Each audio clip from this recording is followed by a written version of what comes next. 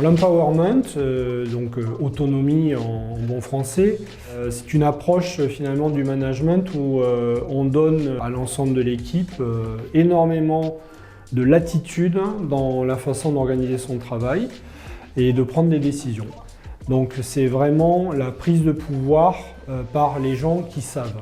Voilà. Et donc ça veut dire un effacement de la notion de hiérarchie au bénéfice d'une notion plutôt de coaching. Donc le manager est plutôt quelqu'un qui accompagne plutôt que quelqu'un qui décide et qui tranche.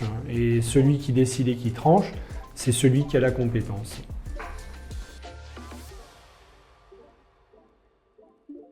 Quand on crée son entreprise, en général, on a envie de la créer à son image. Et on a envie, bien entendu, de résoudre les problèmes qu'on a pu voir ailleurs. Et dans le cas d'Arcure, les deux fondateurs, en tout cas, avaient une expérience assez significative dans des grands groupes industriels où les limitations d'une organisation extrêmement hiérarchique étaient très visibles.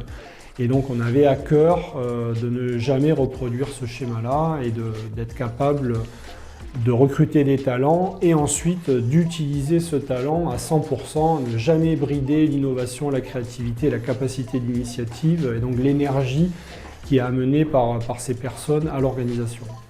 Donc on recrute des talents. L'idée, c'est que ces talents utilisent leurs talents. Et la meilleure façon pour qu'ils utilisent leurs talents, c'est de leur dire « tu as carte blanche ».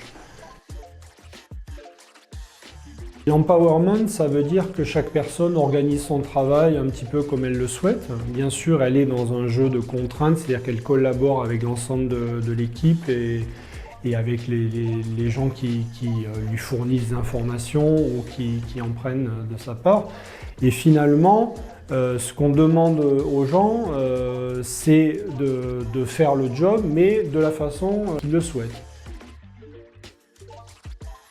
En particulier le télétravail, on l'a mis en place dès l'année 2016 au sein de la société pour être sûr que les gens avaient une grande liberté pour organiser leur temps comme ils le voulaient, ne pas être bridés par les contraintes de déplacement, en particulier en région parisienne. Et ensuite, bien entendu, au tournant de l'année 2020, il y a eu une accélération du télétravail comme pour beaucoup d'entreprises.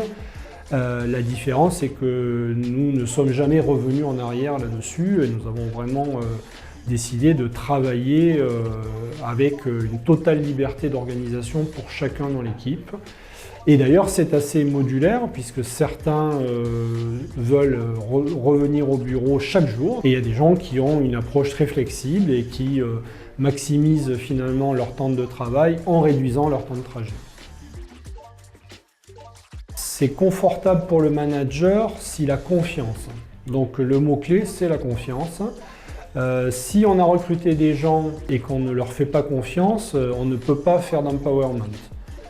Donc la base de tout, c'est de recruter des personnes dont on pense qu'elles ont les compétences pour prendre le leadership sur un domaine déterminé et ensuite de faire suffisamment confiance pour donner un cap, pour donner des objectifs macroscopiques et laisser la créativité s'exprimer, laisser l'énergie se déployer pour que les gens résolvent les problèmes directement sur le terrain et en collaboration avec leurs collègues.